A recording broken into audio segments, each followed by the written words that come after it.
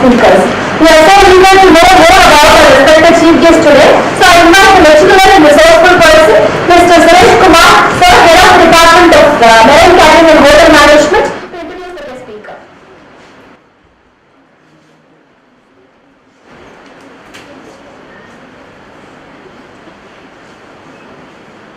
Respected luminaries on the dais and off the dais, esteemed chief guest of this afternoon, beloved principal and vice principal absent here, and dean academics, cherished faculty members, and my dear students, very good afternoon, one of present here.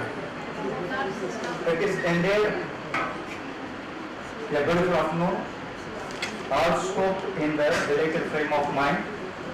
This afternoon I have the pleasure of introducing to you to the star of the session, Dr. Ratan Bhattacharya in the skill conference today.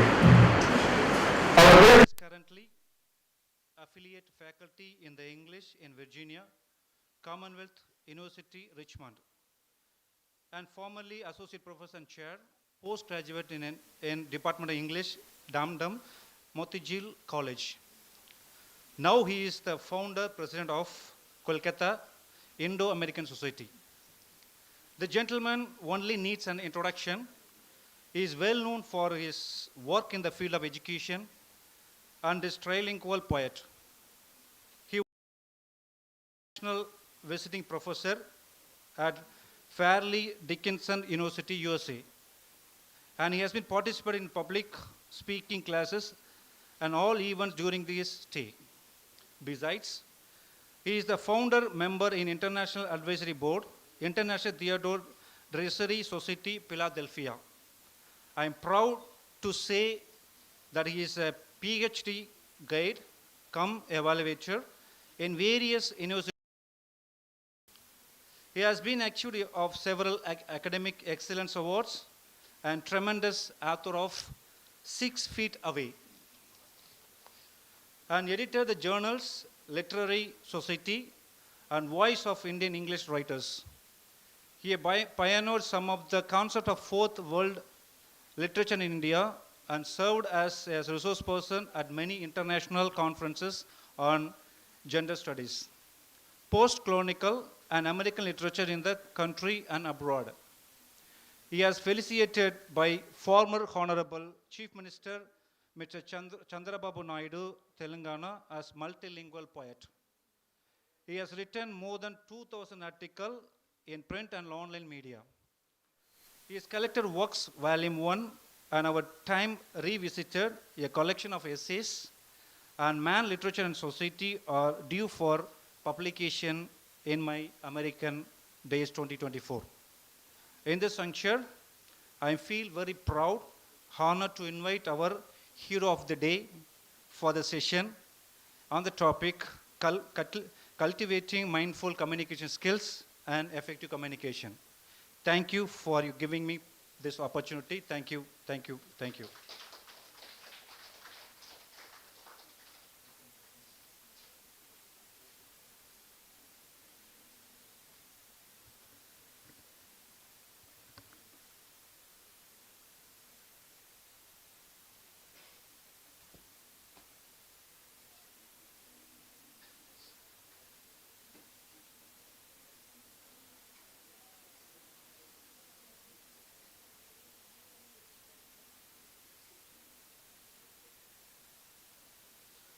So this is Matya Vanakkam, na? Okay, good. Thank you for giving me this platform for sharing the views after lunch in this little darker room. You all feel drowsy. So don't sleep. Don't fall asleep. That's the first request. I've come from 2 cities. The city of love, that is Virginia, and the city of joy, that is Kolkata. So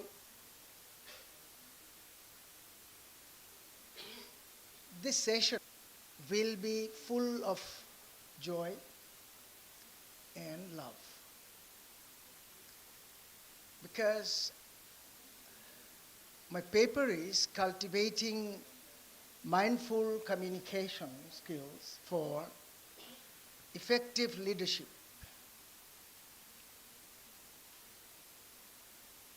You know, this is the land of Subramania Bharati. And if the poet gives you the message of leadership that reaches the heart of the people, because you know, when we do communication, we cultivate the communicating skill. A leader is people.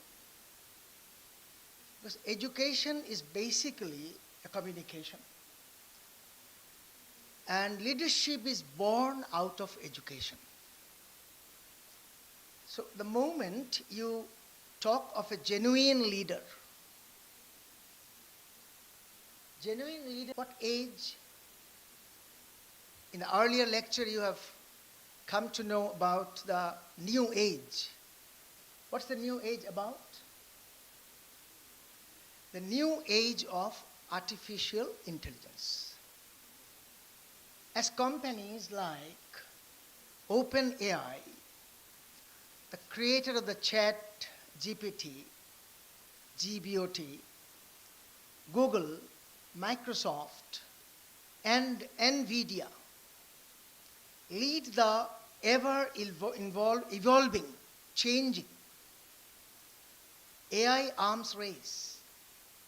It's essential for the organizations and individuals to adapt to these rapid advancement in artificial intelligence.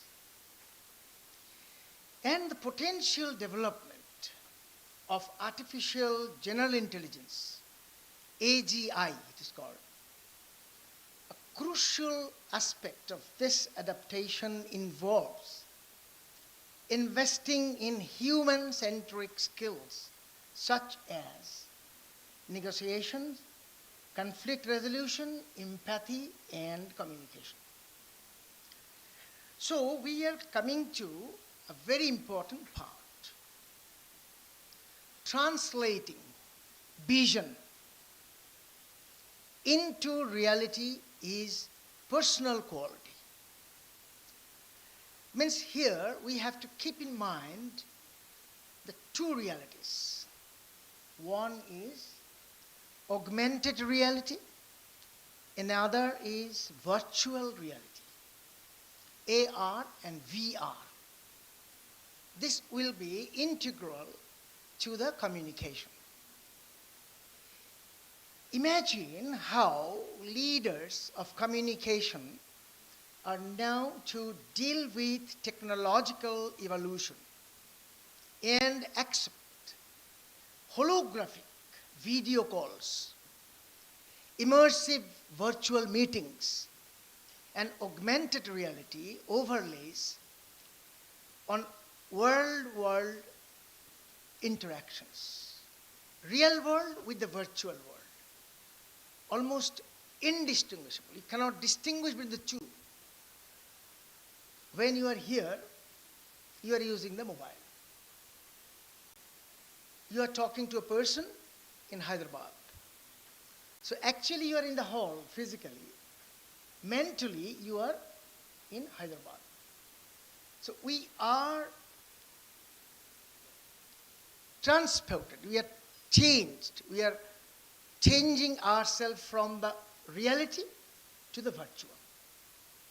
And this change is creating a concept that is revolutionizing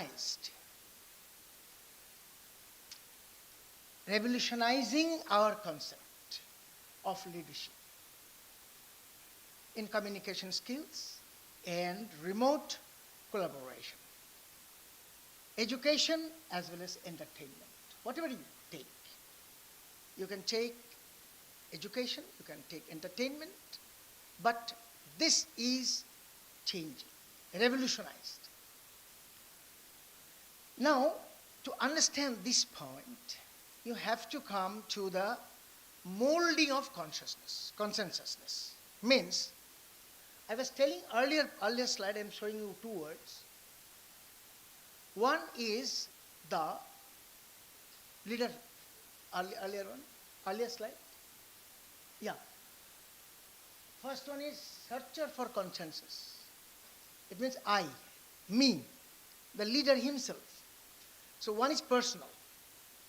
But when you make the molder, then I am not important. You are important. Means other people, I am molding their opinion. Means I am not I am now with the people. Leadership can happen when you communicate with people. Without people, you cannot be leader. And when you go to the people, then communication is very much complicated. You can communicate with yourself. You can close your eyes. You can communicate with yourself. You can be silent. You can be not thinking. You can be thinking. But your mind is yours. But the moment you mold the consensus of other people, then what is happening? You are losing your own identity. You are immersed in the crowd, in the people, other people. I have to understand your sensibility. I have to understand your psychology. I have to understand your mind. So I have to participate in you, not me. But when first one is me, I am thinking of myself. So leader is working on two different levels. One level is the personal. The other level is the impersonal. Means the public, people. Now how you will mold this? How you will do this? Next slide. Open and non-judgmental. That one. Non-judgmental leadership. We have a habit. We have the habit of judgment, providing judgment. When you see a person coming with red shoes, coming with blue shoes, coming with black shoes, then you are judgmental. You are thinking, oh, he is wearing this shoe. He is wearing this shirt. He is putting on that. He is taking this red bag. He is taking a big bag. He is taking a small bag. You are judgmental. Means you are critical. Leader should not be like that. Open and non-judgmental. Non-judgmental leadership is not just about withholding snap judgments and negative assumptions. In the earlier class, you already were given a training for what? Being positive. Don't be negative. You cannot be negative. You have to be positive.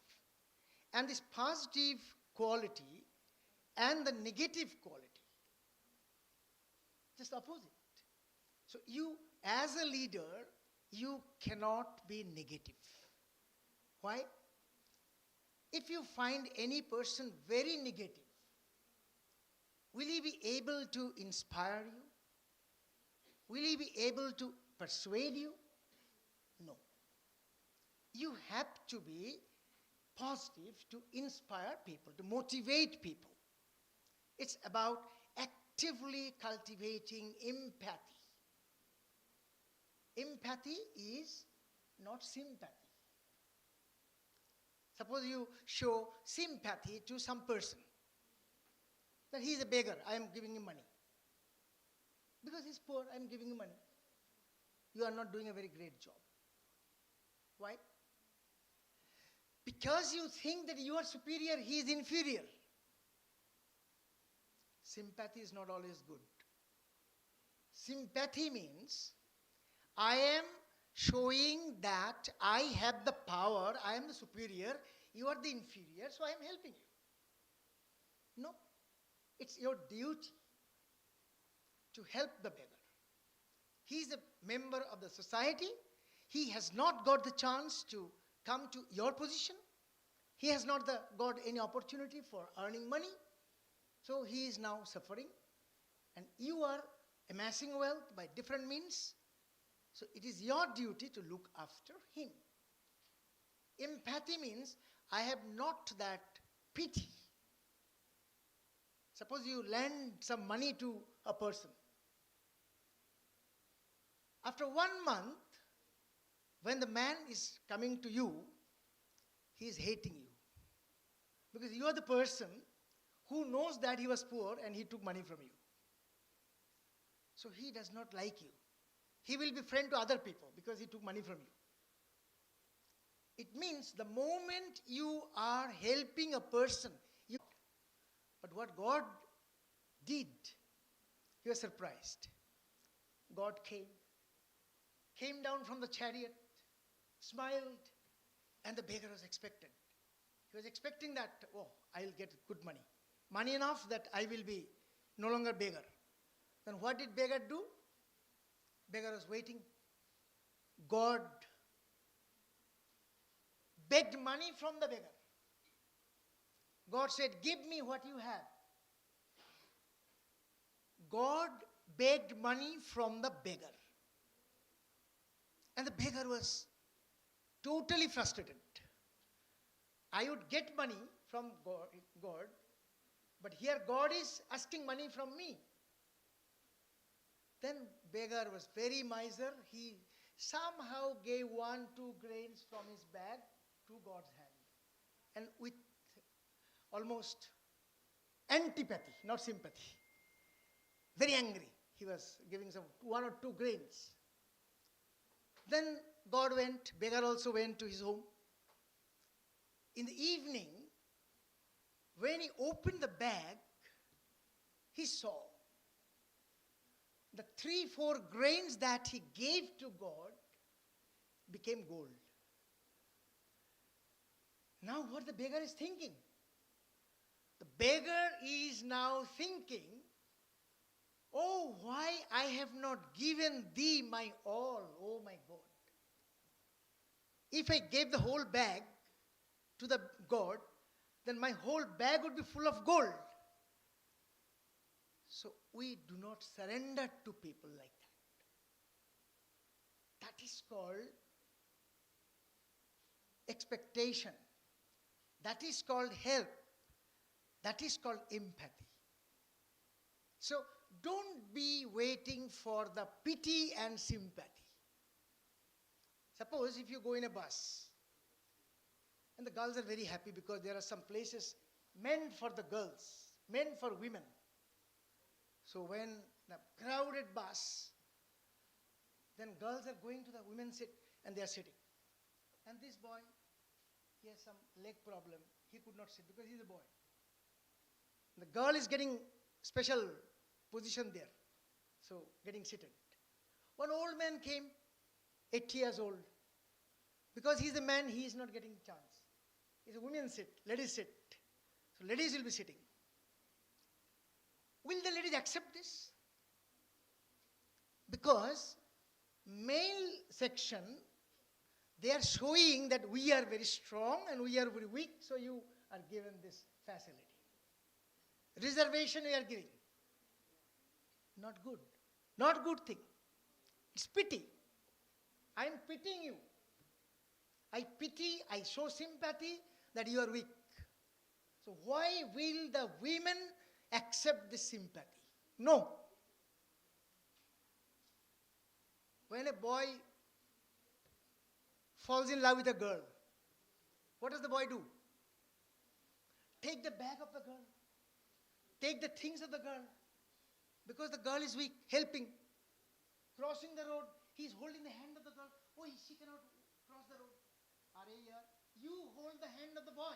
The boy may not cross the road. That is called confidence. Leadership is to be developed. I'm reading leadership. I'm trying to be leader, but I am depending on the male. That is not the strength. That is not the leadership.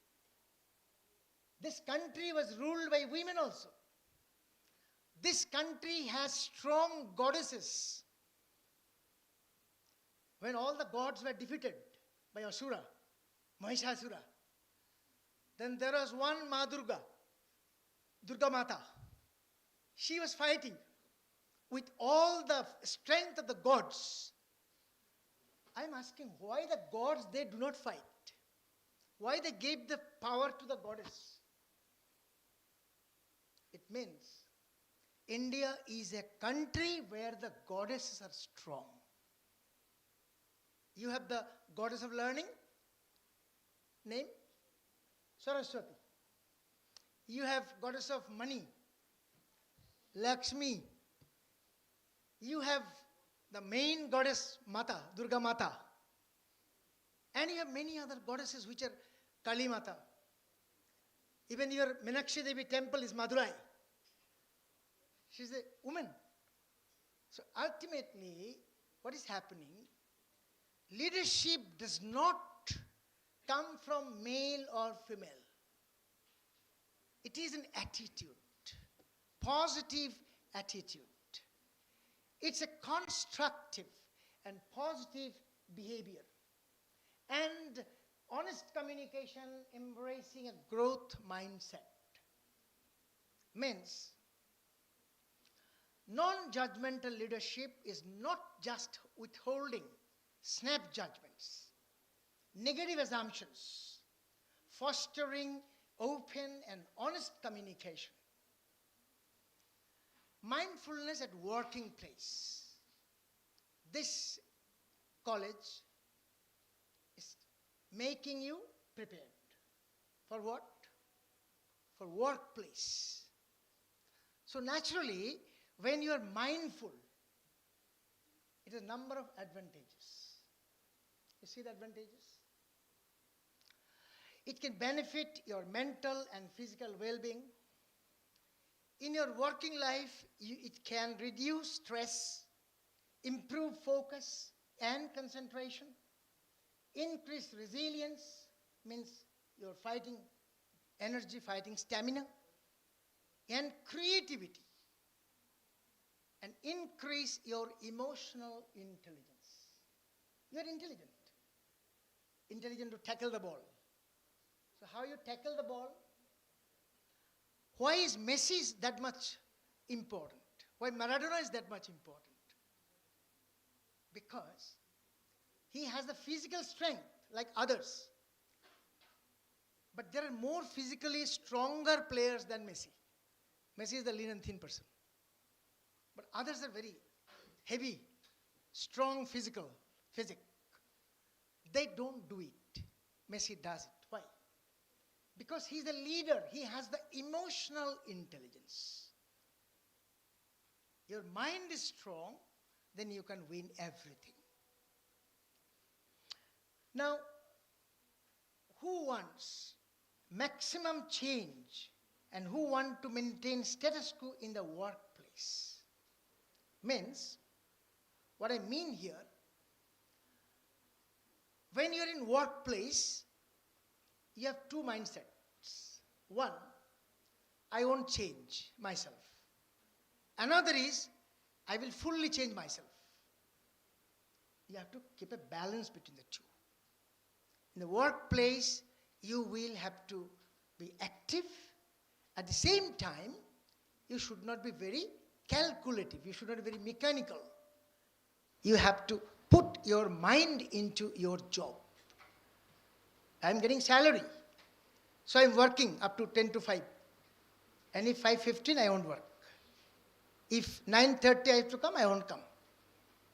You may remain whole day in the office. You may not work. You may be 5 hours, you may be 3 hours, you may be working very seriously. Suppose all of you are here. How many are you listening to me? 50%? And other 50% what they are doing? Either playing games or sending messages or telling that this is very boring, I don't feel, I am very hungry, I am very weak, I am very tired. After food, this is not at all good. Tomorrow we could come in fresh mood, we could listen to this lecture. So all are not same. But there are 2-3 persons who are looking at me, almost watching me like the CCTV camera. And every movement of mine is watched by them, what I am doing. It means they are listening with rapt attention. So, your presence can be fruitful.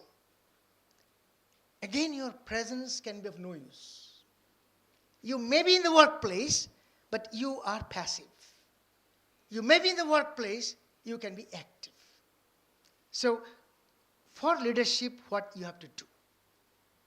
Leaders, dispositional mindfulness is perhaps the most relevant personality trait to date for meditation-based interventions.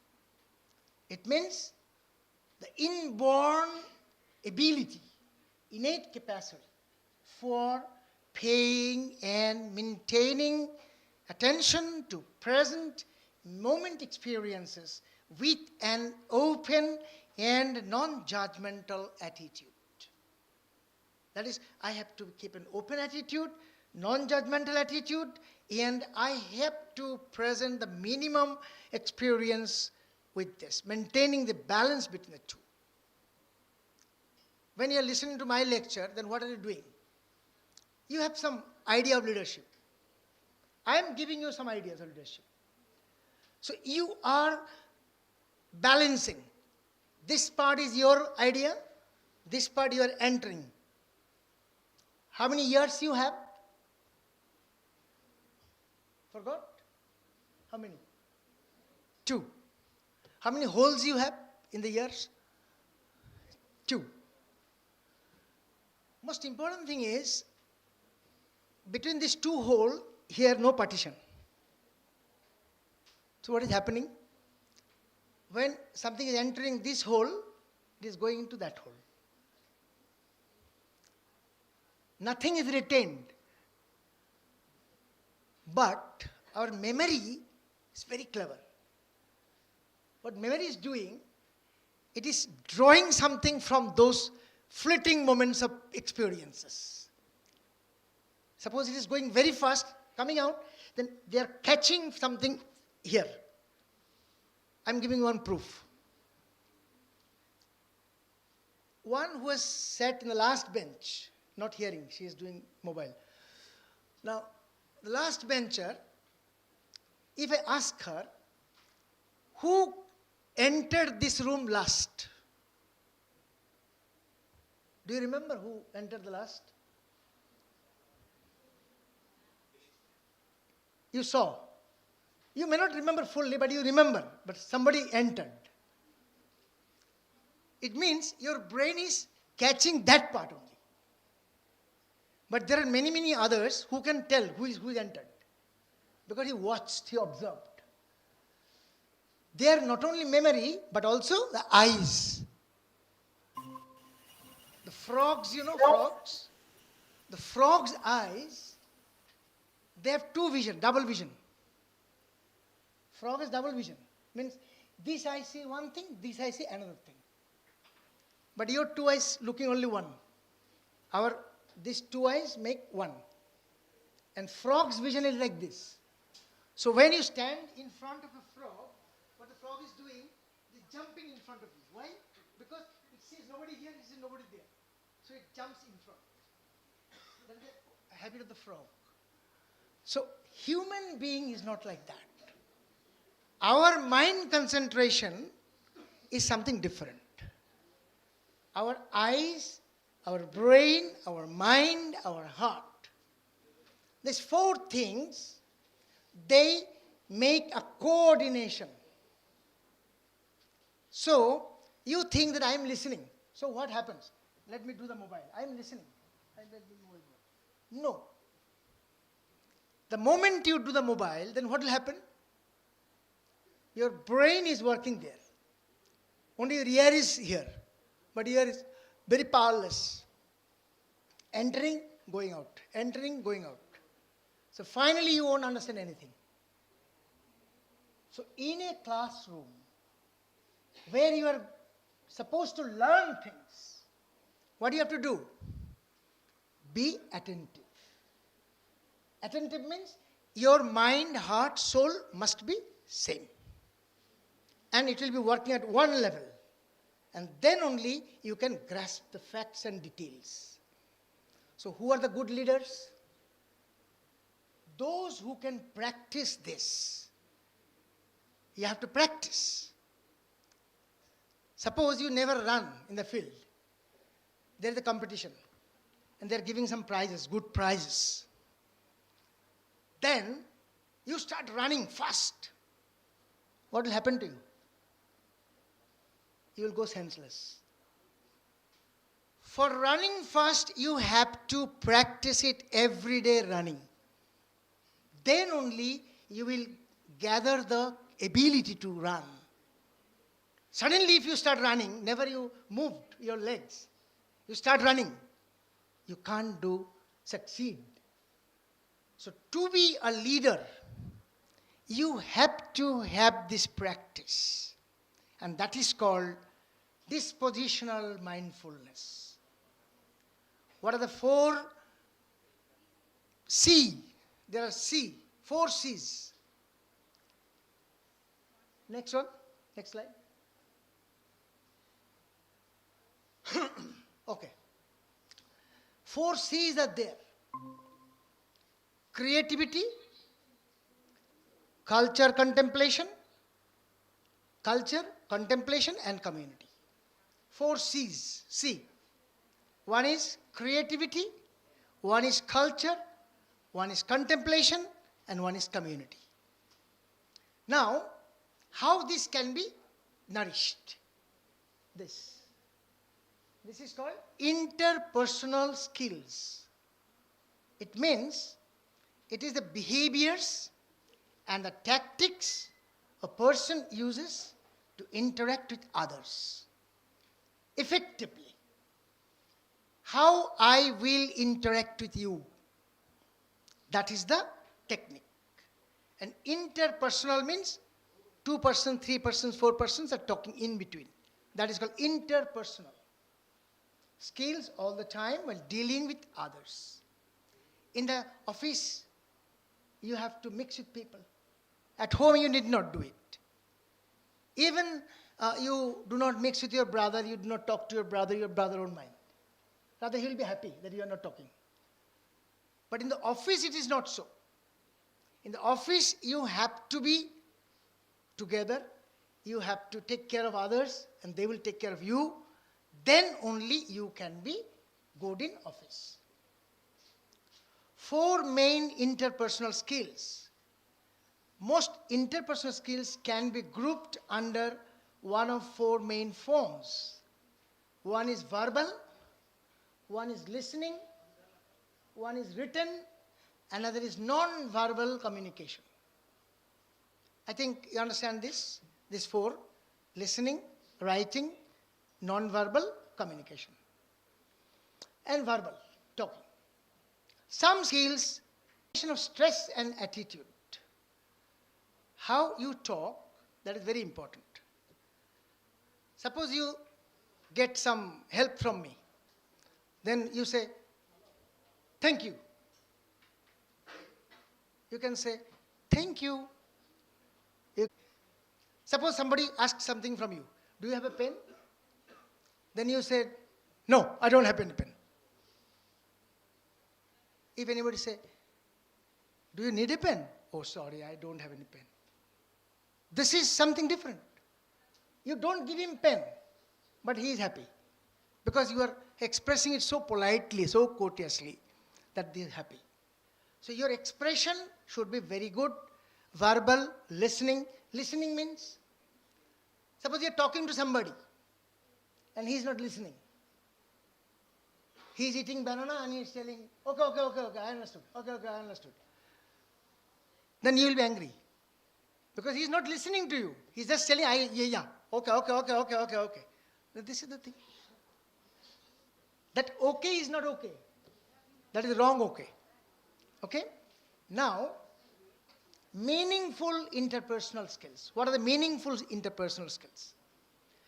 Interpersonal skills are extremely important for creating and maintaining meaningful personal relationships in the workplace. People with good interpersonal communication skills are therefore building healthy relationships with their colleagues and work much better as a team. Suppose you are all a team and this whole team is working for this seminar, this conference. If somebody are not helping, then he will be outside the team. He's going early, saying that I have some stomach pain, I am not working today. Ultimately, he is out of the team. So that kind of thing cannot make you meaningful interpersonal skill. 7 communication skills are there. 7.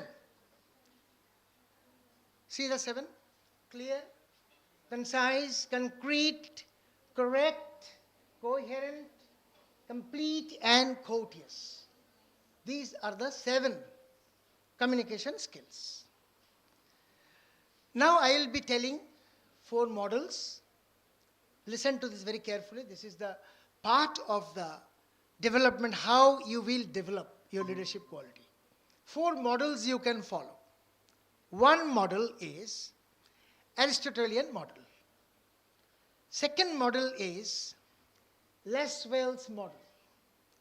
Third model is Shannon-Weaver model. Fourth model is Berlow's CR model. What is happening? Aristotle model. The Aristotle model comprises 5 components: speaker, speech, audience, effect, and occasion. These elements collectively contribute to the success of communication. It primarily focuses on the sender, public speaker, professor. These are all Aristotle's models. Means they pass on their messages directly. Speaker is there, most important, speaker. Means I am speaking. What you are doing, I am not bothered. That is also one model. You cannot be a leader in that model. Or you can be a leader in that model. I am giving one example.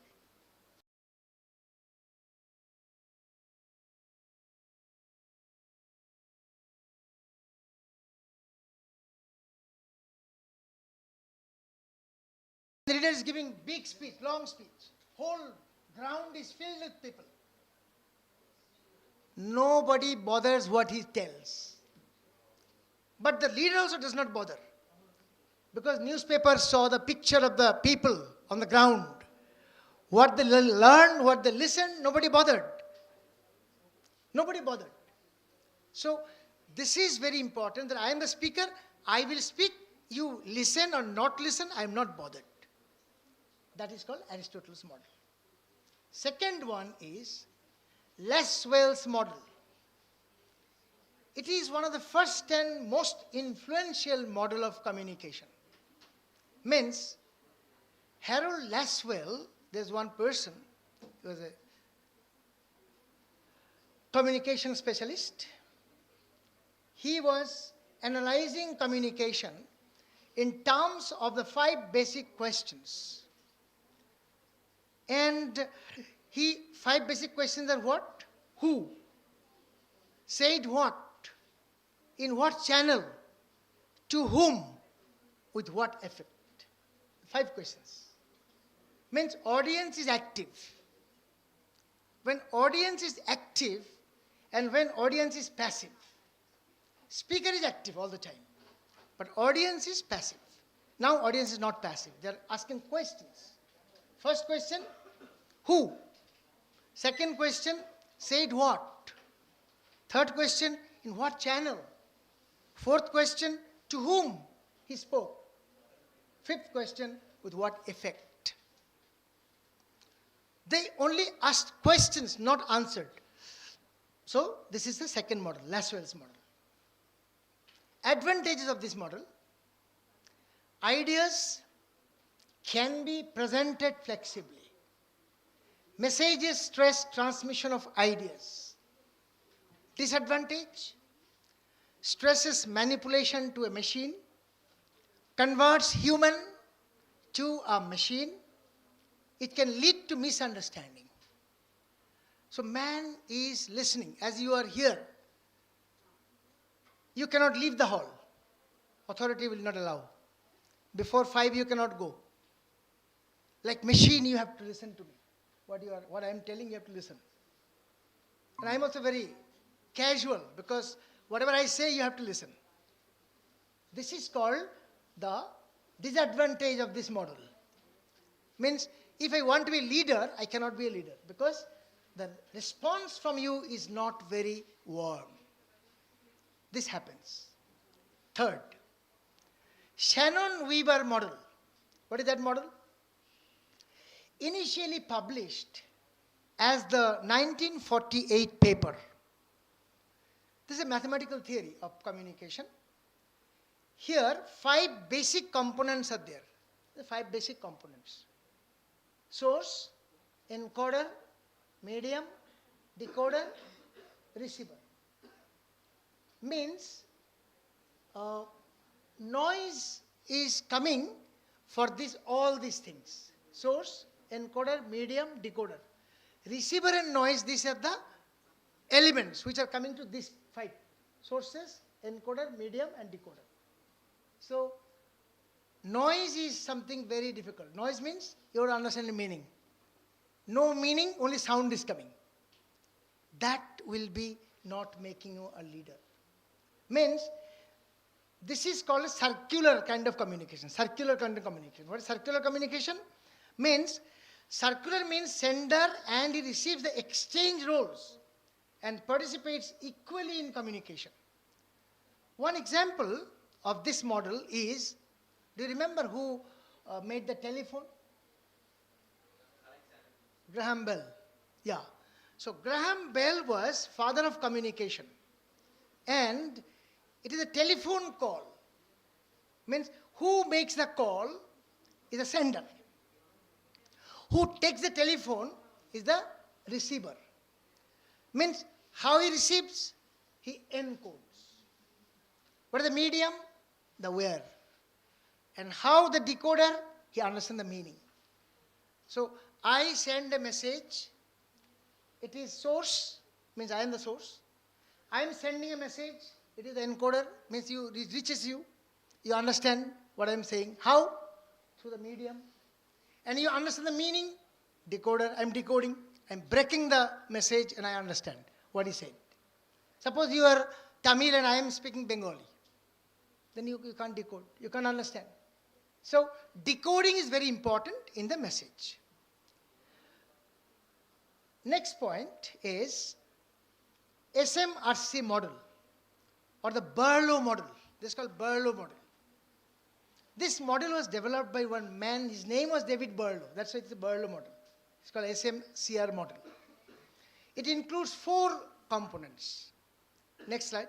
Sender, message, channel, sender, message, channel, and the receiver. 4 components. The sender transforms the thought into a message, encodes the message. A sender delivers the message through a platform to a recipient. 2 actions are inherent in the model. And the receiver must decode the message through the channel that is used.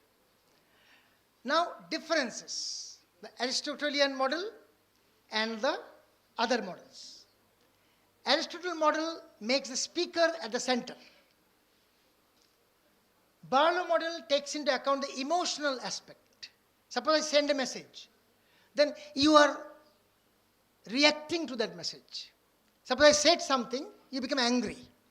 Means my message makes you angry. So this is called the impact model. How it is impacting the audience. So Shannon-Weaver model is different. Communication is therefore a process between the encoder and the decoder. Means one is encoding the message, one is decoding the message. Now, I am talking about the secret of the success. How organization can succeed. Transparency between the team members and clear understanding. Suppose your institution takes a test and I do some favoritism to somebody. This boy is getting more marks without writing any good thing. So finally what is happening, this organization is not giving the fair judgment to the stakeholders, to the student or to the learners. Then organization will not succeed. Ways to improve your communication skill.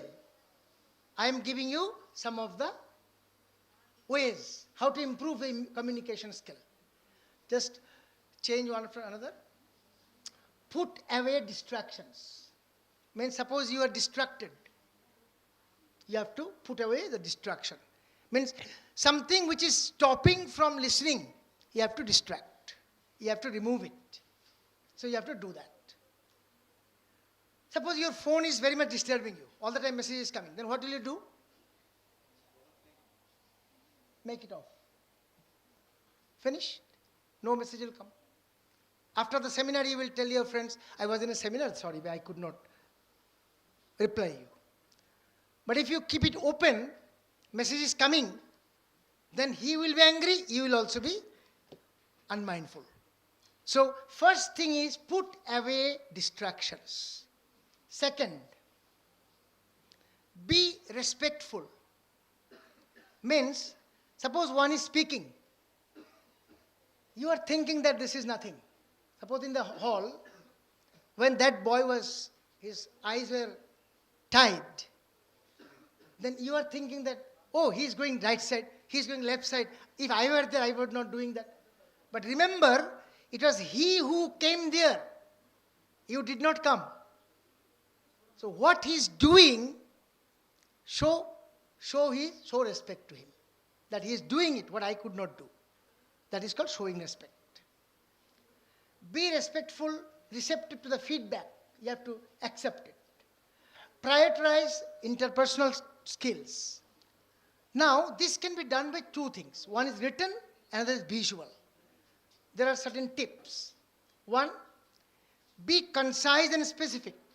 What you want to say it directly.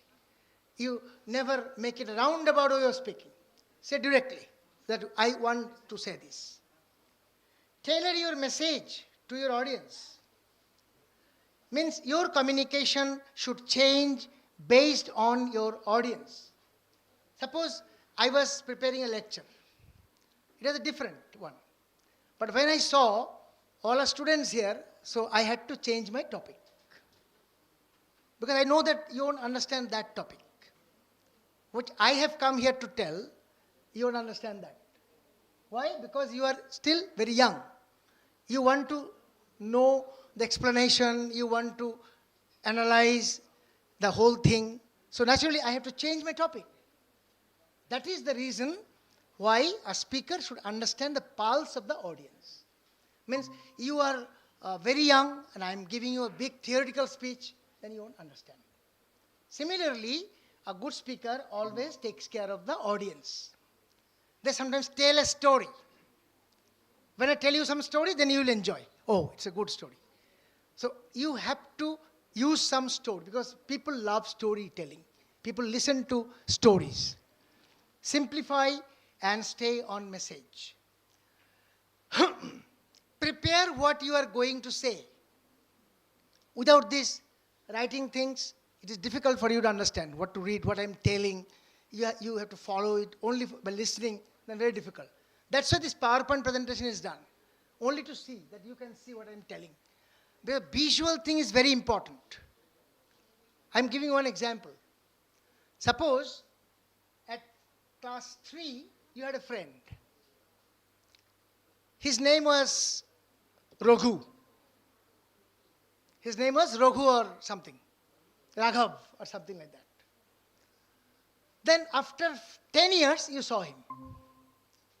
His size has changed. He was a little boy, now he is big one. What you remember, his name or this boy's face?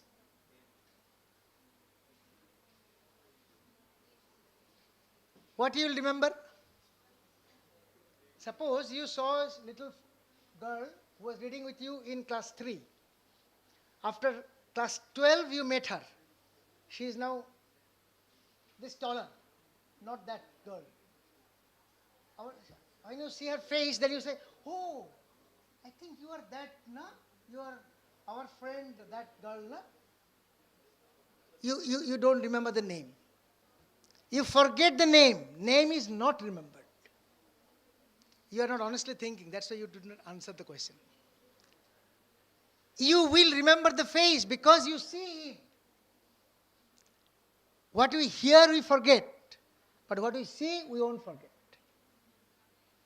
See, visual impact is very important. That's why film is so important. When you see Deepika Padukone, then you understand this is Deepika Padukone. But what she said, you won't remember. So that is the kind of thing. We don't remember the things that we hear, but that we see, we remember immediately, more than we hear. So, prepare for that. Get rid of conversational fillers. Record yourself from communicating. Ask questions and summarize the other person's main points. And be ready for different answers. Suppose I have one answer. I am asking you one question. You gave the different answer, but I should not be angry. But why you gave the different answer? I wanted this answer from you. This is not the leadership. Leadership means I understand why you make the mistake. Because you did not think it. If you think, then you will understand what I said. So I will accept that. Okay, good. This is also answer, but you have to think it. This is how a teacher, a leader, teacher is a basically leader. Because he is leading you, he is guiding you. A teacher is a friend and guide. That is happening. Okay? So these are the basic ways where we can do this. And I already made the other points clear before me.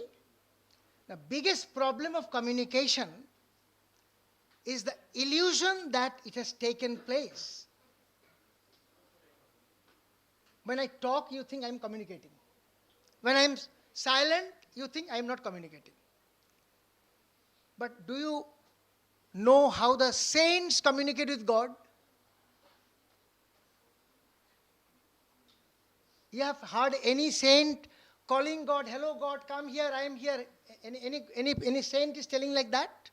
No. He is communicating silently. So silence and meditation sometimes can be the best communication mode. And that's why a saint is a leader. When you see a guru, what do? You touch his feet, you listen to him, because he is communicating silently to you. And silent communication is sometimes better than the verbal communication. You know, I have come from Bengal, where Vivekananda was the leader. Why Vivekananda's name is coming? He came to Kanyakumarika. And he came to Kanyakumarika, why? Because he wanted to communicate with the people of India. That is not important. When he went to the world of religion in Chicago, in USA, there is the world of religion. All people from all religions came there. They are giving lectures, day after day, long lectures. People are bored. When Vivekananda came, he just started 2 words. brothers and sisters of America. The whole hall, for the first time, understood that we are all same, we are all brothers and sisters. And who taught this magic? Vivekananda. So only first Indian who was making the whole world enchanted by his 2 words, not much. Because he knew the art of communication. He was a great leader. The leadership comes from not verbal communication always. Sometimes it is very meaningful communication that can make a leader. You know your president, sir, talks very slowly, very silently, very slowly, and very less sound is coming from his mouth. But he is the greatest leader of this institution. And those who are shouting, you are not leaders. So shouting cannot make one leader. Your activity, your commitment, your honesty, your integrity, these are the leadership qualities. So be a leader, try to lead the nation, and I hope best skills of communication will be cultivated in this institution, and you will be like Subramanya Bharati or Tiruvillavar. They are the 2 poets who are making the total India rise and fight for freedom. That is called leadership. They did not talk much, they write and they communicate. Thank you so much. Yeah. Thank you so much. Yeah. And these claps are not for the speech. These claps are only because I finished. Thank you.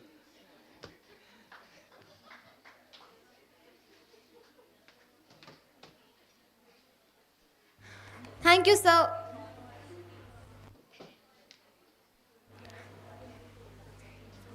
Thank you, sir, for a wonderful session on the topic Cultivating Mindful Communication Skills for Effective Leadership.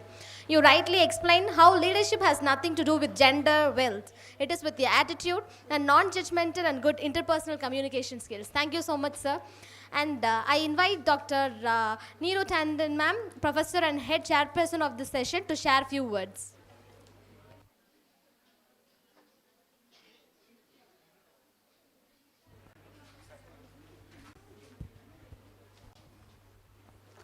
Good evening. So, first of all, I thank Professor Ratan Bhattacharya for his erudite address on mindful leadership. You know, everybody wants to be a leader. Nobody wants to be a follower, because leadership has its own benefits. And we all look forward to benefits, isn't it? In everything, whatever we do, we just think, what's the benefit in doing so? Whatever we do, some way or the other, we have this thing in mind. Even if we go to temple, we offer puja, then we say, God, please give me that, give me good marks. So, something or the other thing. So, how a good communication can make you a good leader, that was very beautifully, scientifically, theoretically expressed by Professor Ratan Bhattacharya. So give him a good clap for his talk. And as Ratan sir has rightly said, that stories are very, very interesting. So I am just going to tell you a story, but half of the story. Because tomorrow I have a session with you and I will continue where I am leaving you with a question. Okay? So just listen the story very, very carefully, because tomorrow I'm going to ask this from you. Don't worry, they will. They will. I know they will come. So there was a king, and he thought, let me do something good for our priest. Priests are so good, they are doing everything, puja and everything, for the benefit of everyone. So he called all of them. Okay? So he called his chef and said, prepare a good feast for them. Very nice, all those things, kheer and whatever you call, sweets, everything. Priests were happy because king was giving them quite a good respect and feast also. So that chef was also happy. He has got so much to do. So he made good, various kind of cuisines and everything. Now, when he was going to serve, a kite was flying in the sky having snake. You know, kite, they eat snakes. So the snake was in her mouth.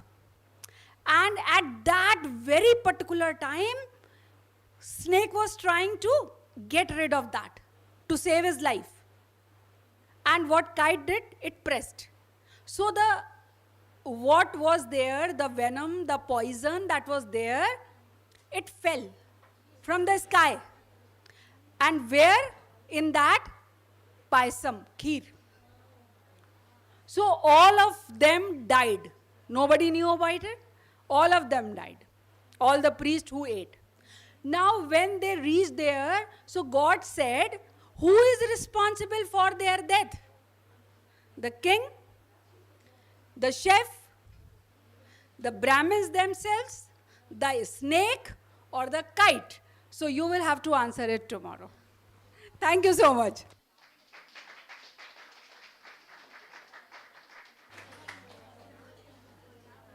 Thank you, ma'am, for leaving us all in a suspense with the story.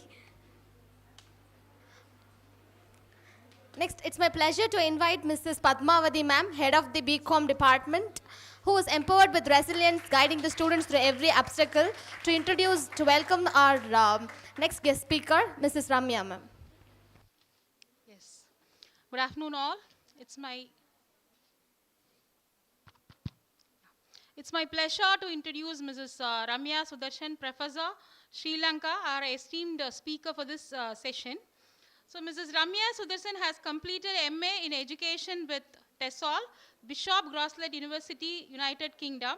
She has completed Associate Diploma in Communication Skills, Trinity College, London, United Kingdom. Associate Diploma in Teaching English to Speakers of Other Language in Institute of Western Music and Speech, Sri Lanka. She also has completed Certificate in Teaching English as a Second Language in Colombo Academy of Language Skills and Dramatic Art, Sri Lanka. She has completed Certificate in Teaching English to Intermediate Learners in Colombo Academy, Certificate in Teaching English to Young Learners, Associate Diploma in Public Speaking in London Academy of Music and Dramatic Art, UK. She has also completed Intermediate Diploma in Banking and Financial Services in Institute of Bankers of Sri Lanka.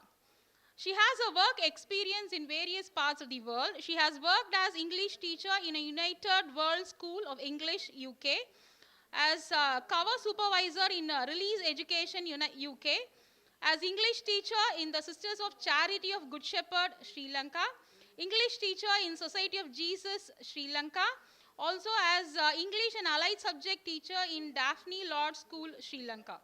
She has also worked as assistant manager in Hong Kong and Shanghai Banking Corporation, Sri Lanka and Maldives. So Mrs. Ramya Sudarshan brings a wealth of insights to our discussion today. So please join me in giving a warm welcome to Mrs. Ramya Sudarshan. Thank you. Thank you, ma'am. Ramya, ma'am, can you hear me? Am I audible? Yeah, I can hear you quite clearly. I just want to make sure that. Can you hear me clearly? Hello? Hello?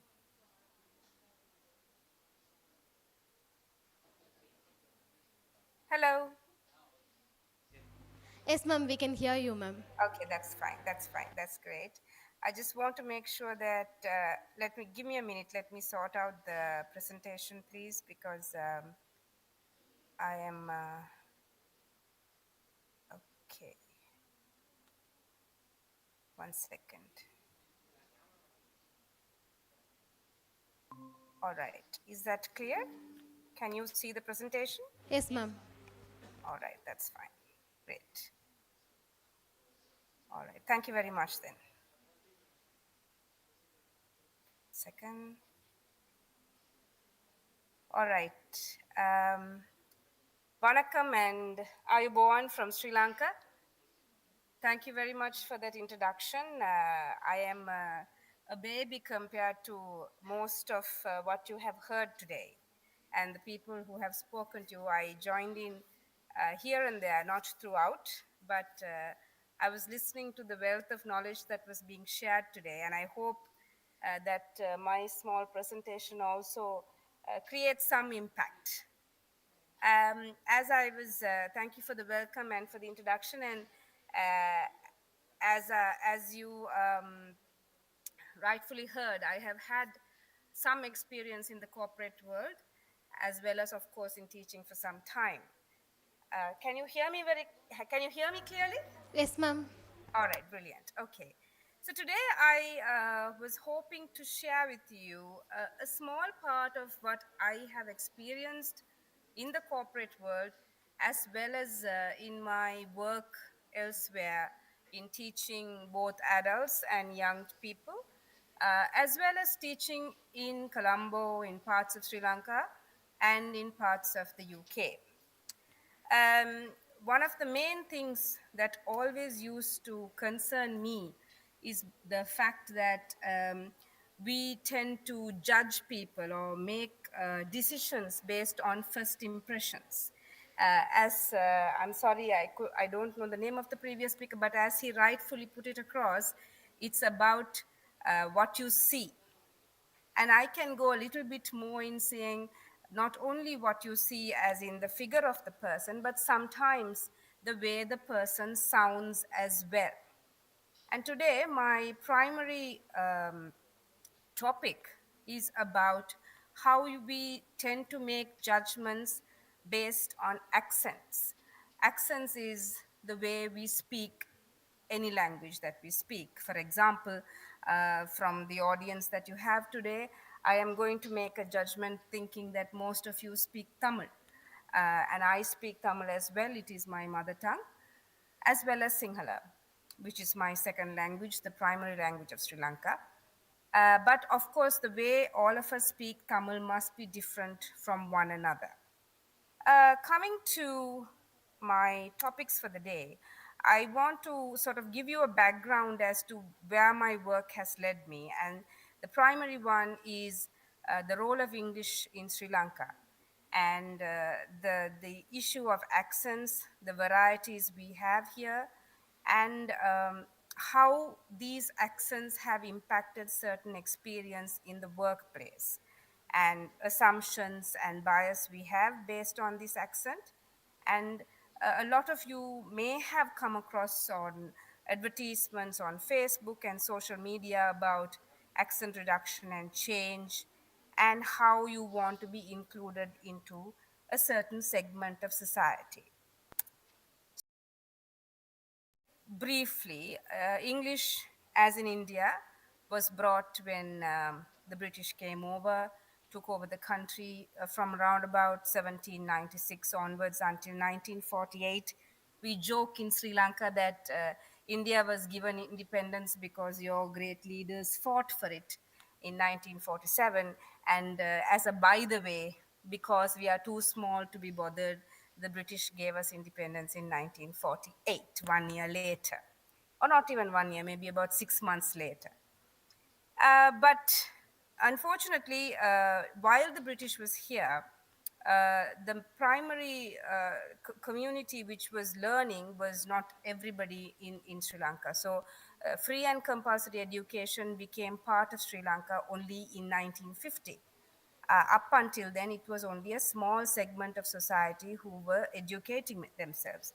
And because English was a language of education while the British was here, it was only a small community, especially the wealthy who were involved in education. And majority of Sri Lanka did not have access to English. Unfortunately, when free and compulsory education came about in 1950, and then about 6 years later, our then Prime Minister, Mr. Bandaranaike, brought in a Sinhala only act. I don't know whether any of you have ever heard of it. Have you? I don't know, I'm just posing it to the audience. Have any of you heard of the Sinhala only act in Sri Lanka? By any chance? I guess not. Okay, that's all right. But this was a time when Sri Lanka became a country where all official communication could only be conducted in Sinhala, and Tamil was completely removed from its records. And it was with a lot of fighting, which eventually led to the civil war that you are aware of, that Tamil was reintroduced as an official language.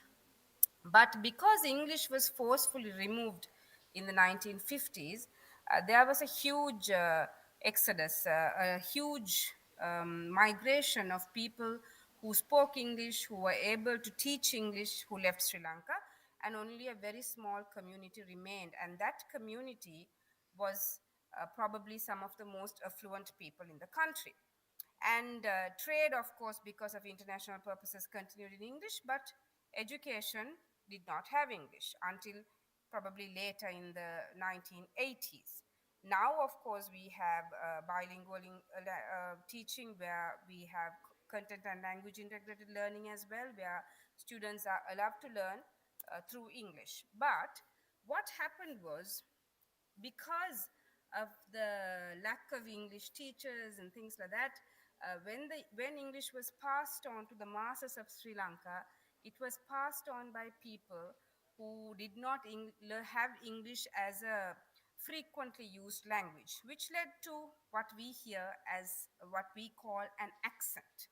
Now, it is incorrectly identified that an accent means, for example, let me quote from Tamil, because when I was last in India in 2013 for a visit for a wedding, நான் வந்து யாழ்ப்பாண தமிழ் பேசுவேன். அப்போ யாழ்ப்பாணத்தில் உள்ள தமிழர்கள் பேசும் தமிழை நான் பேசுகிறபடியா அது வந்து சென்னை தமிழாக்களுக்கு வந்து விளங்கிக் கொள்வது கொஞ்சம் கஷ்டமாக இருந்துச்சு அந்த நேரத்தில். Because my Tamil is obviously very strongly Sri Lankan accented. Likewise, some of the Sri Lankans think that their Tamil is the best Tamil, right? So we have different views of thinking, oh, this is the first quality, this is the second quality, this is the third quality.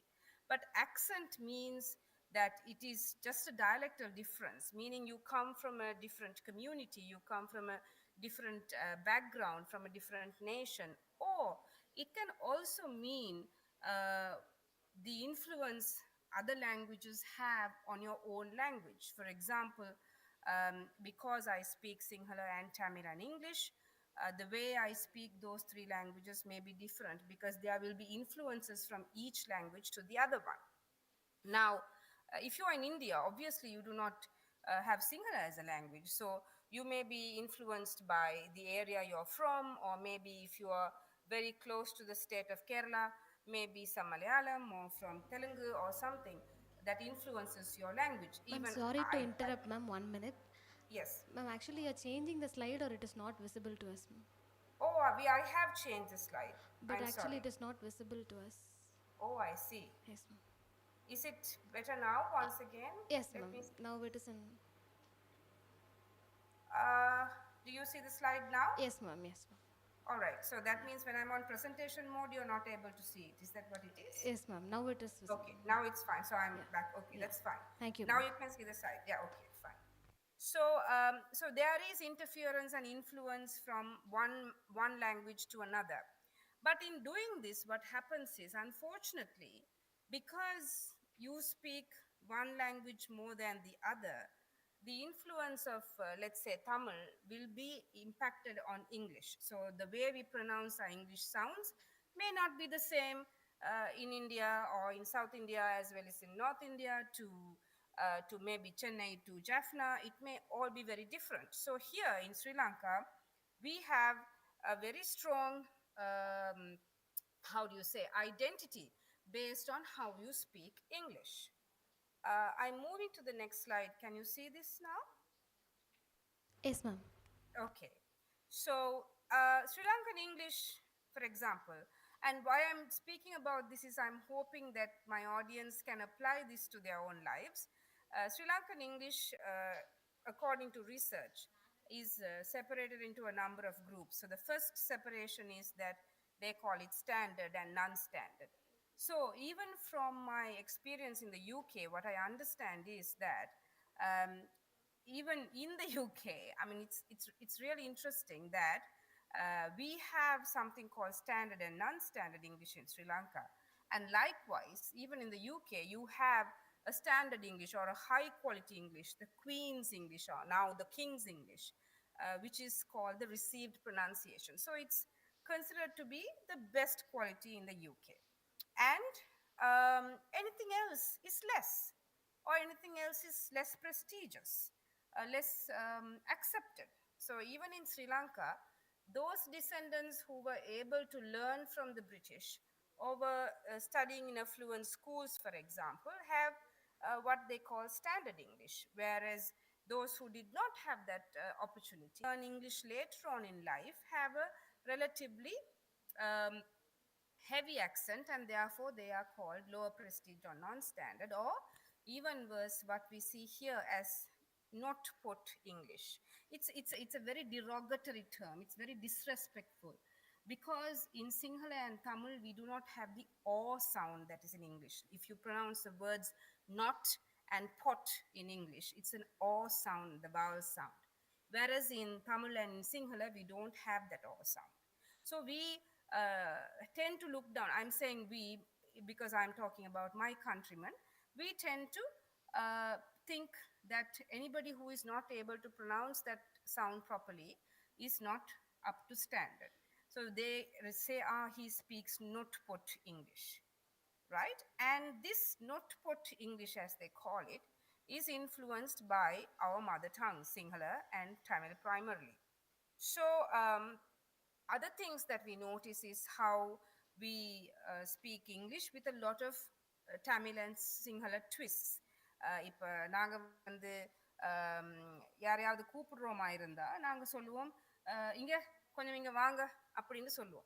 So now the same thing in Sinhala, poddak mihate ennakome mihate end. So now you do not probably understand Sinhala, but it means the same thing. But in English we say, children, please come into the classroom. That's it. However, we have Sri Lankanized our English and we say, here, children, come into the classroom. Then this little bit where we say, work. Have you is the correct form, but we say you haven't finished your homework. No. Was that, English is more Sri Lankanized. But these things don't have so much of impact on us as Sri Lankans. Even this last one, I hope you understand this joke. Tamilla சொல்லுவாங்க தானே வலிஞ்சு வலிஞ்சு பேசுறாங்க. I don't know whether they say that in India, but they certainly say it in Tamil in Sri Lanka, where we say somebody is flirting. So we will say, she was valinju valinju talking to him, right? She was flirtingly talking to him is what they're trying to say. Or come, eat hot hot kottu, nalla suda suda சாப்பிடுங்க அப்படின்னு சொல்றத directly இங்கிலீஷுக்கு translate பண்றது. Right? But all that is more or less accepted. But definitely, when it comes to phonology, the pronunciation of sounds and how we speak the language, there's a huge impact. So, for example, I know now there are some sounds in Indian Tamil which is not present in the Sri Lankan Tamil version. So we don't have the g, the f, the h is not prevalent in Tamil Sri Lanka. Of course, now with movies and social media, there is a lot of influence. But for example, people cannot say the word gate. Instead, they say Kate. Or they may say, they can't say the word train because that cluster is not prevalent in Sri Lankan Tamil. நாங்கள் வந்து தமிழ் சொற்களில் வந்து ட சத்தத்தில் நாங்கள் வந்து ஒரு சொல்லு ஆரம்பிக்க மாட்டோம் இங்கே இலங்கையில். ஆனால் அதே வந்து நாங்கள் இங்கிலீஷில் பார்த்தோமா இருந்தால் ட்ரெயின், ட்ராவல் அப்படியான வேர்ட்ஸ் இருக்குது. So what they say is, instead of train, they will say rain, ravel, which is a completely different meaning. But these are markers to identify that this person has Tamil as a first language. Then another huge difference is how we speak, the modulation. As the previous speaker mentioned, if you are saying sorry or thank you, how would you say it? Uh, தமிழ்ல வந்து யாழ்ப்பாண தமிழ்ல வந்து okay நன்றி okay thank you அப்படின்னு சொல்லுவாங்க. ஆனா அதே வந்து நான் கொழும்புல பேச போல தேங்க்யூ வெரி மச் அப்படின்னு சாஃப்டா பேசுவோம். So that also tends to upset people. They get a bit triggered and think, okay, that person is very rude. So then they think all Tamils are rude. All Sinhalese are, not educated. They don't know how to have a polished language. They don't know how to talk to people. So Lippy Green is a researcher who wrote probably one of the first things that I always remember is that an accent is a test. It is indeed a test which can be used to exclude, to reject, and gives one the material to refuse to accept another person. So we wanted to test this because this is very important. I hope those in the audience, you hope to one day, if you may plan to open your own companies. You may actually work with institutions which work on an international scale. So when it comes to things like that, you will face accent bias at some point of life.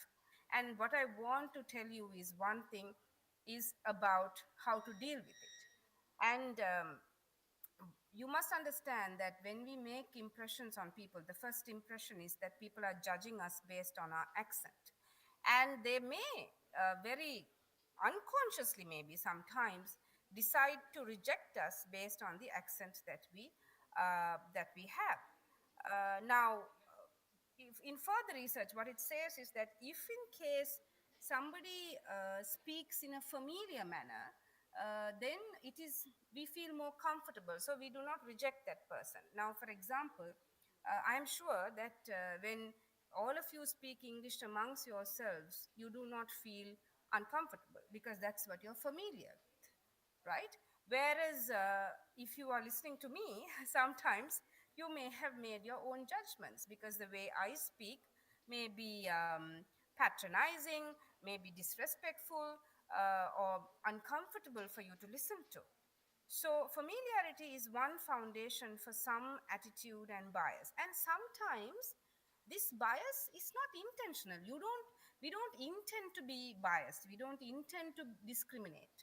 But it happens automatically because our brains are tuned to listening to certain sounds. And some sounds annoy us or irritate us, while some sounds make us happy and comfortable. And all that is based on familiarity and maybe sometimes similarity.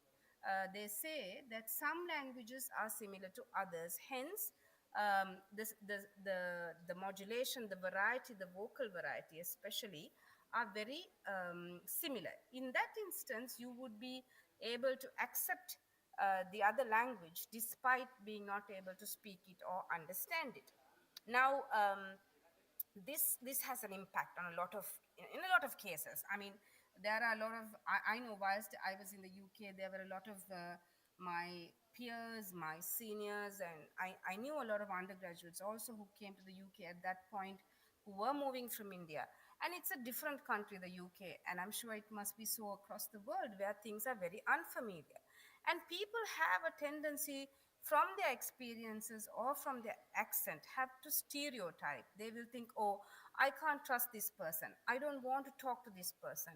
I don't want to tell this person something that is confidential. And all this stereotyping can be connected to how we sound to another person. Now, if I were to take an example, in Sri Lanka, our majority speaks Sinhala and the minority speaks Tamil. And then what happens is obviously, even in the non standard English, those who speak Sinhala as their first language would obviously be a greater number.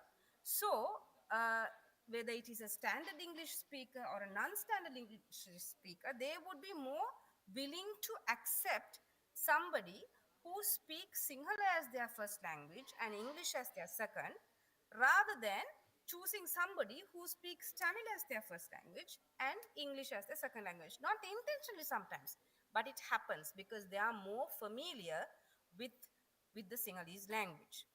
Now, this institution I chose, you may be able to guess, but it holds a great position in the business world. It's a very large corporate, and it gives opportunities to their staff both in the local arena as well as international arena.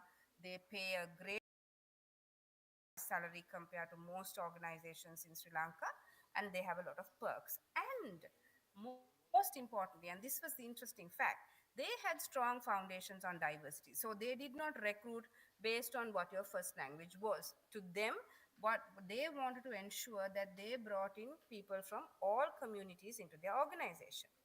Now, the recruiters I questioned, for example, were all females. They were around the same age category and they had immense experience in financial corporates. All of them were Sri Lankans, but some of them were in Sri Lanka, but some of them were from abroad.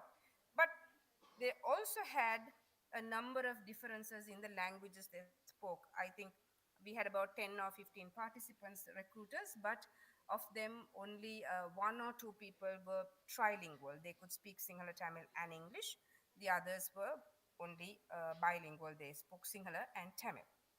Now, they listened to participants whose they all the participants, this great number of children, they just read a passage based on an interview, and all of them read the same thing. There was nothing different. All of them were female, and all of them were, say, the same age group. And we based this research on a certain organization called Accent Bias Britain, which is of course based in the UK, and they did the same test with people with different accents for the recruitment of to a law firm for lawyers. And we tried the same things. We tried people who had Tamil as mother tongue and were English speakers as well, and then Tamil trilingual, so they spoke all three languages, and Indian Tamil trilingual. So we have a small community of Indian Tamils in Sri Lanka as well, and Sinhala bilinguals. And I don't know, let me see whether I can play this for you, and you will be maybe able to note the difference. I'm not sure whether you can identify, but you may be able to note it. Let me see if I can play it. No, it's not working. Let me see. I have read both the participation information sheet and the consent form, and I am agreeing for the use of my voice recording for this research. Did you hear that? Were you able to hear it? Yes, ma'am. All right, let me play that again. I have read both the participation information sheet and the consent form, and I am agreeing for the use of my voice recording for this research. I would say the most important skill as a call center representative are listening, critical thinking, and the multitasking. In this position, I would be able to listen to a customer's concerns, identifying a solution and talk them through the process of the solution their issues. I also think a good attitude is the critical in the roles because it's a make customers feel heard and All right, so that is a child from the northern province who was speaking there. Let me take one from the southern. Let me try that. Hold on, please.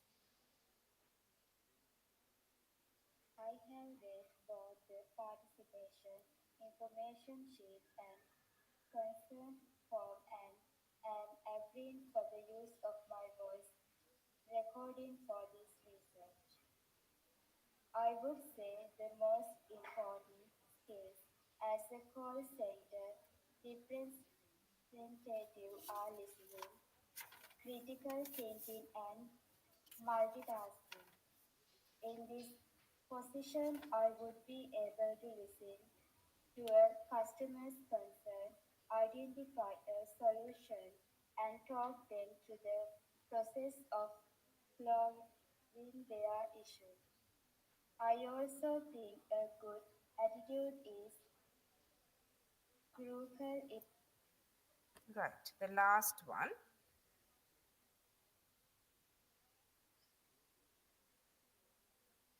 I would say the most important skills as a call center representative are listening, critical thinking, and multitasking. In this position, I would be able to listen to a customer's concern, identify a solution, and talk them through the process of solving their issue. I also think a good attitude is crucial in this role because it makes customers feel heard and supported, and it gives them a positive impression of the company. Right. So, if I may ask the question, if you're able to answer, which one did you prefer, the first, second, or the third? Pardon, ma'am, once again. Can I hear the question? Sorry, I just want to know whether which voice you prefer, the first one, the second one, or the third one. They're answering third one, ma'am. Third one, right. And what is the reason that they are giving for choosing the third one? What is the reason? Maybe clarity, ma'am. Clarity. Yeah. Very good. So that is exactly what that was discussed even during our focus group. So what they said is the pronunciation does not matter. It's the clarity. It's about how clearly we understand people, right? So whether we speak different, whether we have different pronunciation for words or whatever it is, it's about whether your audience can understand you. Now, can I ask you another question, if you don't mind? I want to know, what is the first step of making yourself more clear to your listener?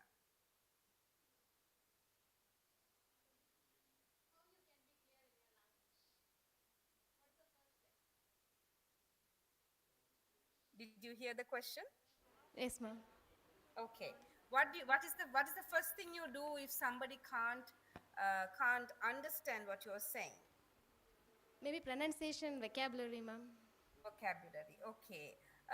Okay. Let us say that you are speaking to somebody who speaks Indian English, and you are also speaking Indian English.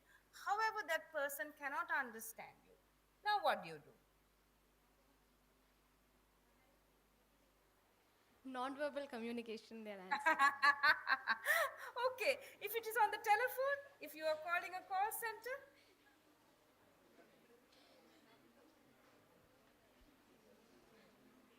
No if the idea, ma'am. person no idea.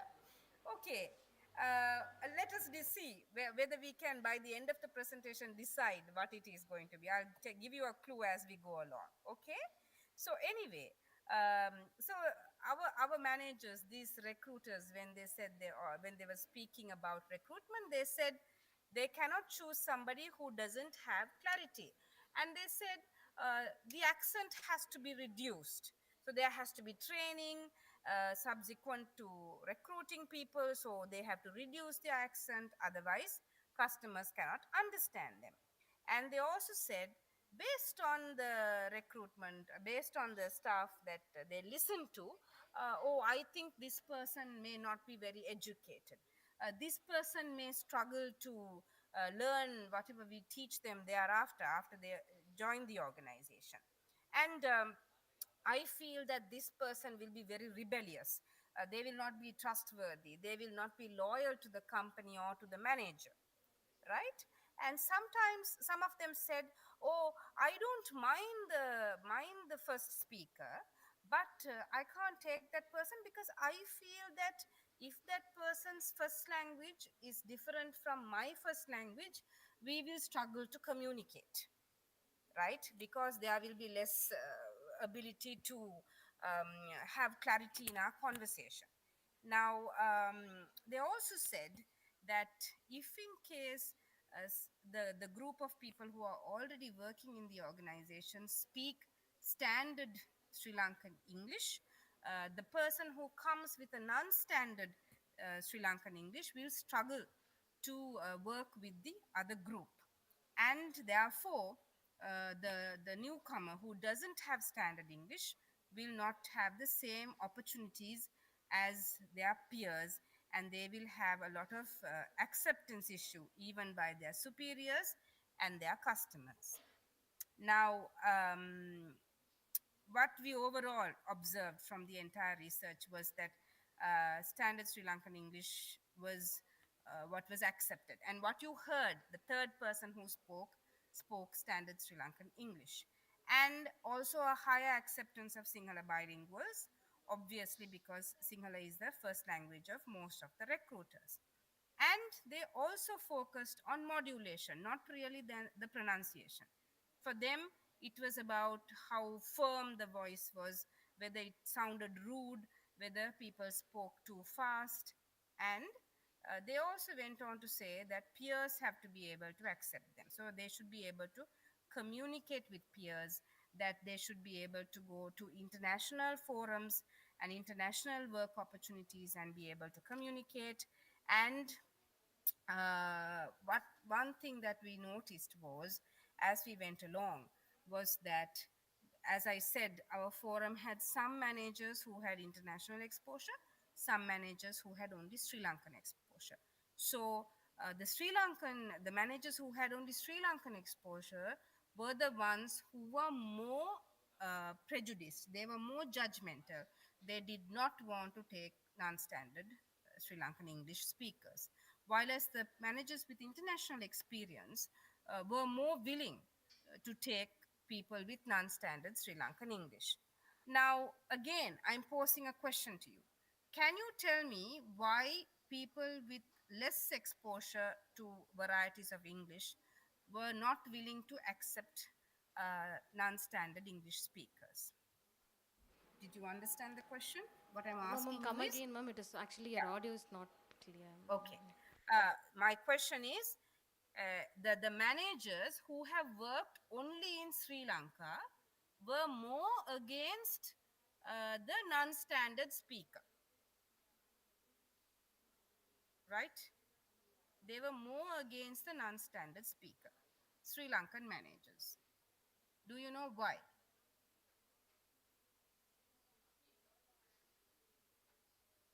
இப்படி சொல்லுவோமே,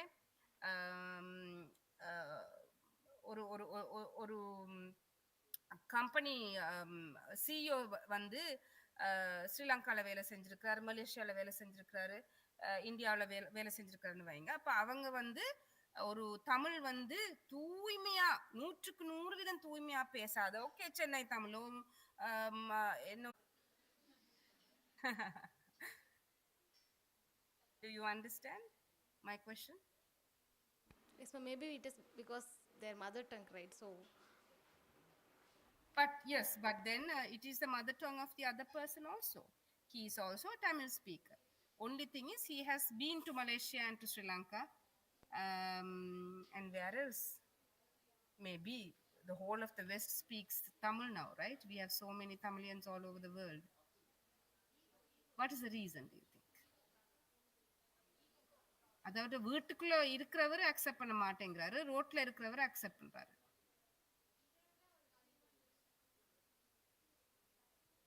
Okay, never mind. Let's go on. Okay.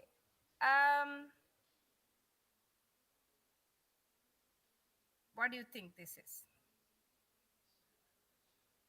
Okay, now they don't want, those who are local don't want non-standard things because they are not familiar with the variety of Englishes in the world. They are only aware of the standard and non-standard that is in Sri Lanka. But the reality is, all over the world, there are so many varieties of English, right? Even within the UK, somebody who lives in the south of UK will not understand somebody from York or from Hull or any of the northern territories, right? Somebody who is from the west will not be able to understand what the Lincolnshire people speak, right? Because from area to area it differs. You know the same thing it's with Tamil as well, isn't it? From area to area it differs.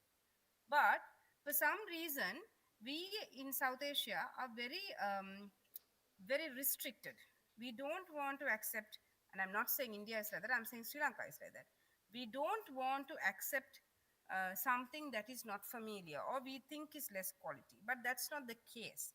A language is something that has traveled and it changes and it will accept qualities from the languages in those countries and change itself. And English is like that, it's pluricentric.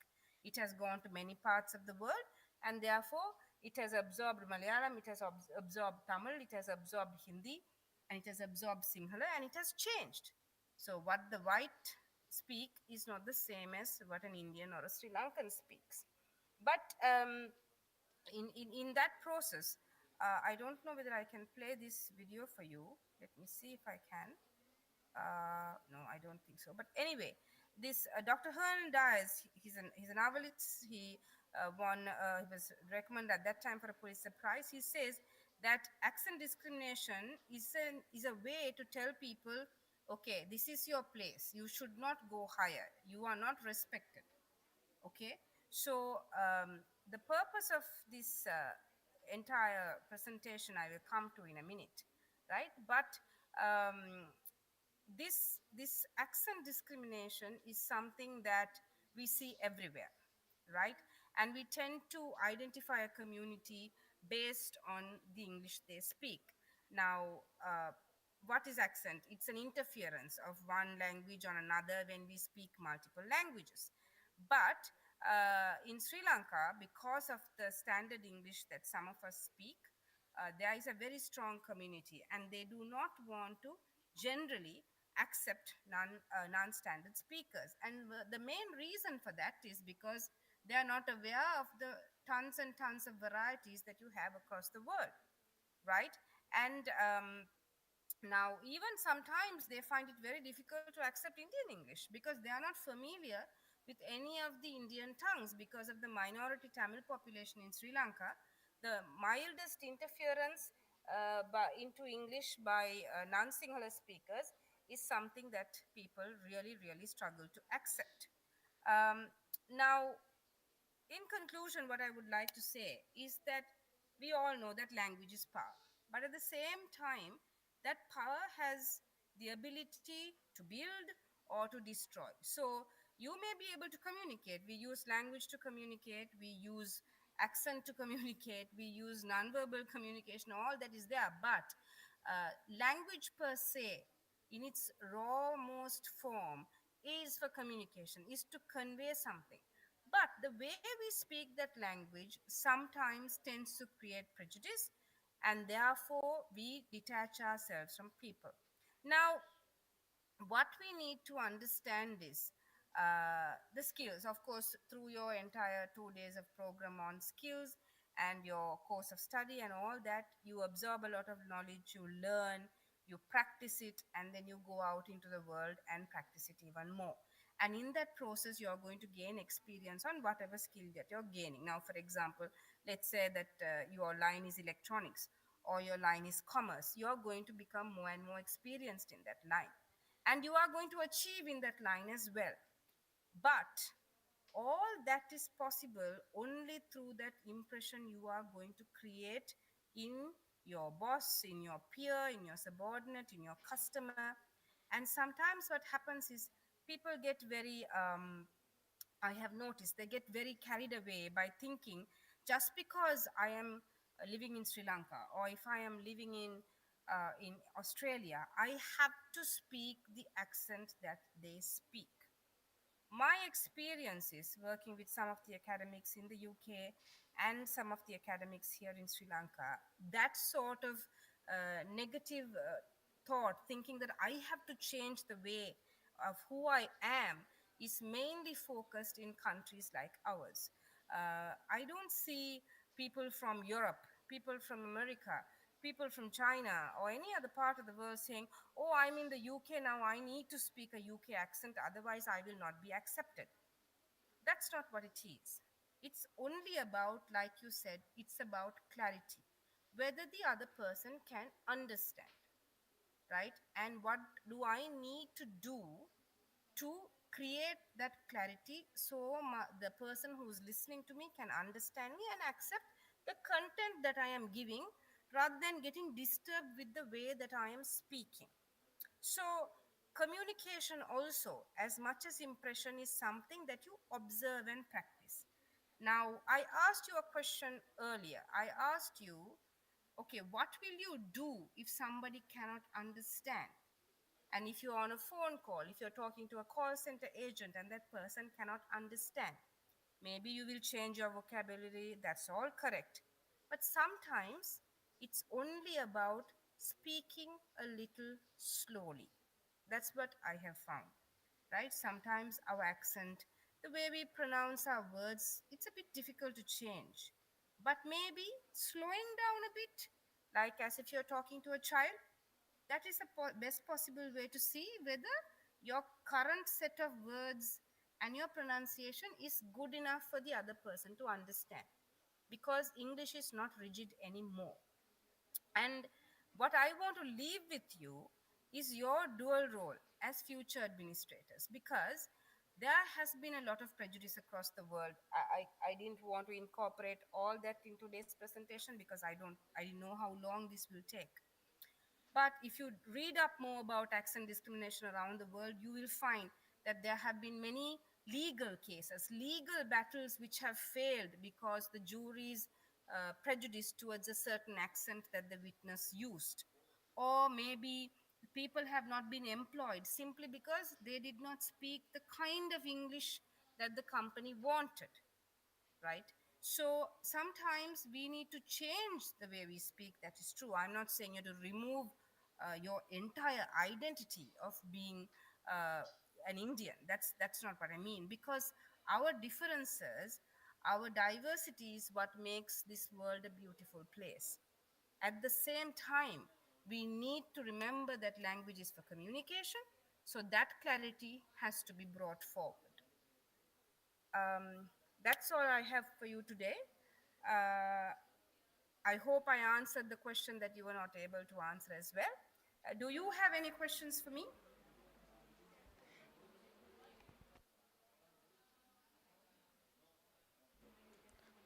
Yeah, no question, ma'am, and thank you for like answering it well, ma'am. That's okay. Thank you very much. Yeah. Thank you so much, ma'am. Thank you. Thank you so much for elaborating us about the different accents and decoding it for us, ma'am, for better understanding. And those videos really helped us, like gave clarity for us regarding this. Thank you so much, ma'am. Thank you. Thank you. All right. Bye-bye. On behalf of the organizing committee, I extend my heartfelt thanks to our esteemed speakers, volunteers, and each and every one of you who contributed to the success of the day one of this international conference. And we will meet once again tomorrow for the thought-provoking sessions and presentations.